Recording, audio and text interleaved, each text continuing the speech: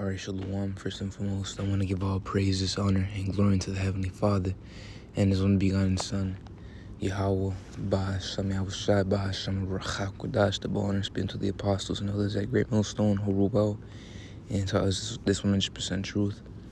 Much peace and blessings be unto you, whole food, like that to push not this word of our truth and sincerity, to where you can say Shalom. I am the accurate, I am from the servant, Yahweh, Yahushai, I'm coming in with a quick, lesson. Going to the book of Psalms, the 25th chapter, verse 1. And, I'm going to go into something that caught my eye. In verse 1, it reads, a Psalm of David, unto thee, O Lord, do I lift up my soul. All right, so I was meditating on that earlier, going into how we got to apply this mentality that the Lord will be with us no matter what in times of hardship. All right, remembering Job and how he said, though he slay me, yet will I trust in him. Yeah, that's a perfect example of us having to cleave to the Lord no matter what.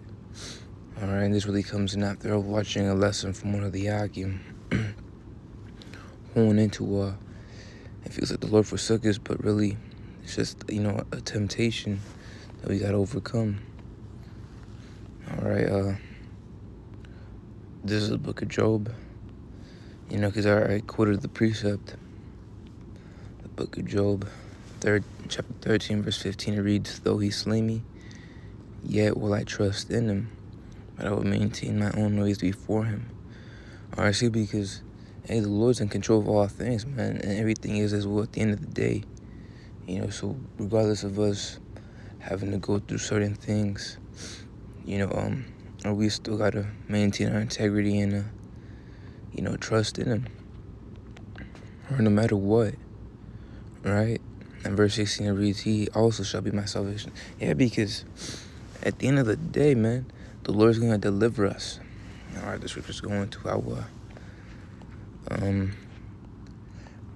trouble. I come in 6 troubles. Really paraphrasing right there. That's why I can't make it that actually, because I don't want to butcher it. I hate butchering precepts. All right, yeah, Job the 5th chapter, verse 19. He shall deliver thee in 6 troubles, yea, in 7 there shall no evil touch thee. All right. And what's one of those troubles? Hey, man, this flesh, man. All right, this body of sin, that's why we need to be delivered. All right, that's why we need Yahushua to come back down here, man. He also shall be my salvation, for an hypocrite shall not come before him. All right, but another precept I want to get out is the book of Sirach, the 2nd chapter. Starting off at verse 1, it reads, my son, because this truth is really concerning the man. All right, the Israelite man of the Lord, as it says in the book of Proverbs, the 8th chapter, verse 4, unto you, O man, I call. So my son, if thou come to serve the Lord, prepare thy soul for temptation. All right, because one thing to know is that the Lord's always trying, man. That chastisement. And that goes to show you that the Lord does care about you. He chastises you, man. All right, if thou come to serve the Lord, prepare thy soul for temptation. You're under the effect of it when you're being tried, man. All right, tried.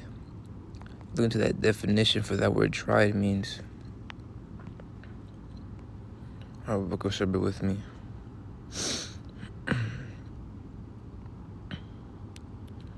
All right, you can't find that definition, but if I remember correctly, it goes into a trial. A trial going on. Back to the 2nd chapter, verse 2. Set thy heart aright, which that word heart goes back to the Hebrew word lab, which means mind. So set thy heart aright and constantly endure. All right, meaning to patiently suffer and make not haste in time of trouble.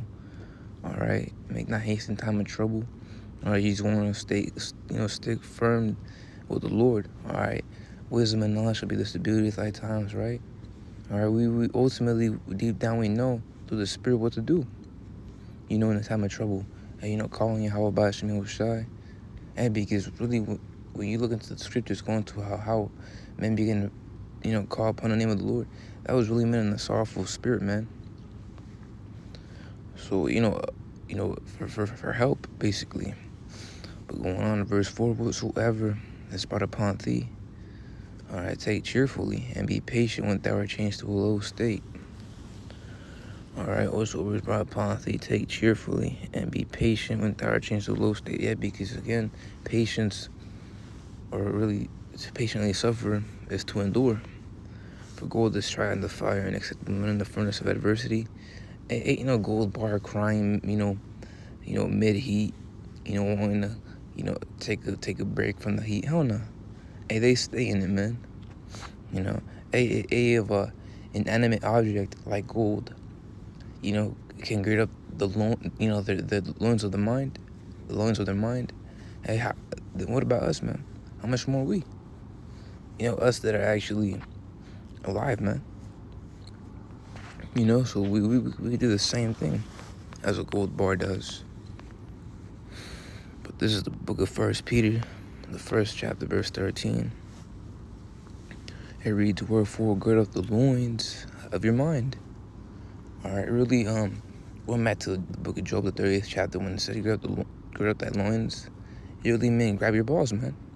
All right, because one thing to know is that balls are a sign of masculinity, of bravery, correct? And that's always been the same thing throughout history. Or you got various quotes in different languages. All right, based off of that, that concept.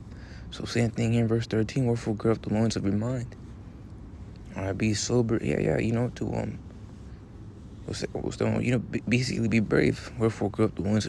Bold. Bold is the word I was looking for. Wherefore gird up the loins of your mind. Be sober and hope to the end for the grace that is to be brought upon you at the revelation of Yahweh Shai HaMashiach. As obedient children, not fashioning yourselves according to the former lusts and your ignorance. Yeah, some I can, was effeminate, emotional, and whatnot. Hey, but you've been hard to this day, man. So you want to go back to that same old, fetus like, stage. You want to be the same, or actually not. It's lucky, but you want to be a bettering, bold man. All right. Hey, take the military for example, or any other place where they subject their students, their pupils to a discipline.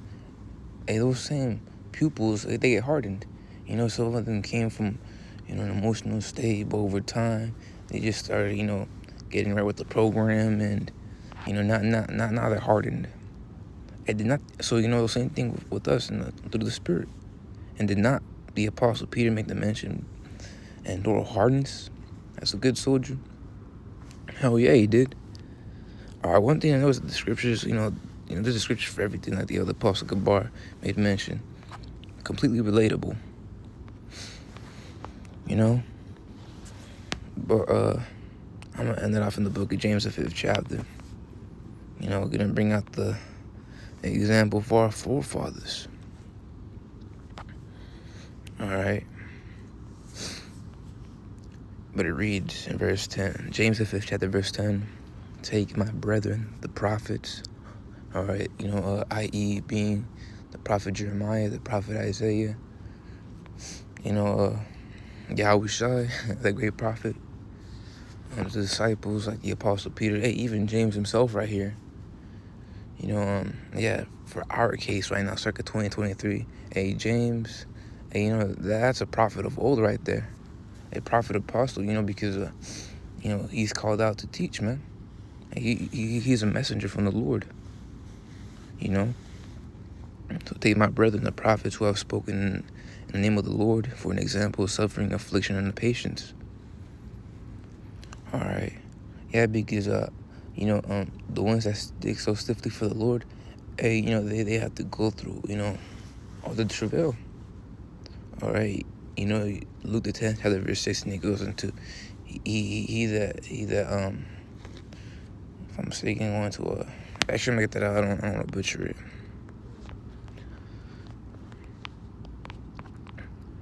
Yeah, he that heareth you, Luke 10:16, he that heareth you, heareth me, and he that despiseth you, despiseth me. And despiseth me, despiseth him that sent me. And with that despising comes, mocking and scoffing, correct? Constantly out in the highways and edges and, just out and about, when you're doing these lessons online, you constantly have commentators that just come up, against you and start, talking smack. All right. And the thing is, we've been going through that for every single lifetime, not just this one. Not this one's more chillax, of course. But back in the ancient world, when it was more ruthless, it was pretty much hard. All right, hey, Jeremiah got put in the stocks a lot of the times for the kings. If I'm mistaken, if it was Jeremiah, if I'm mistaken, it was Jeremiah. You had one of the high priests smack him, or was that Hosea? Somewhere on there. All the prophets went through, getting beat downs and whatnot. But going on in verse 11 in James the 5th chapter, behold, we count them happy which endure.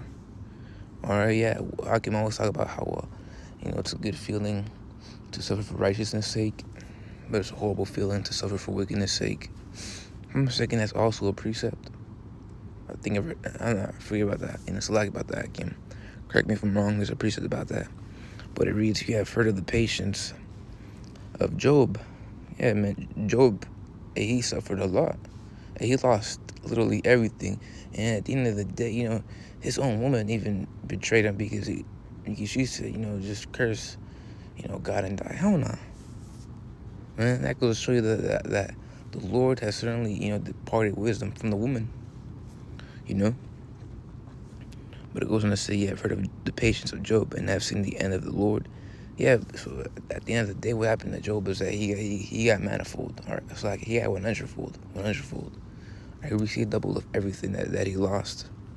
And it made them mention how his daughters were the most beautifulest out of the whole land.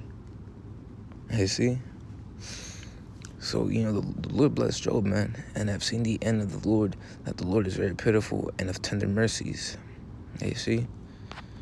So, the Lord's got our backs, man. And that's why we just cleave unto him. And, but I just want to do a quick lesson on that. And, Lord wills, and edifying lesson. Until the next one, I say shalom.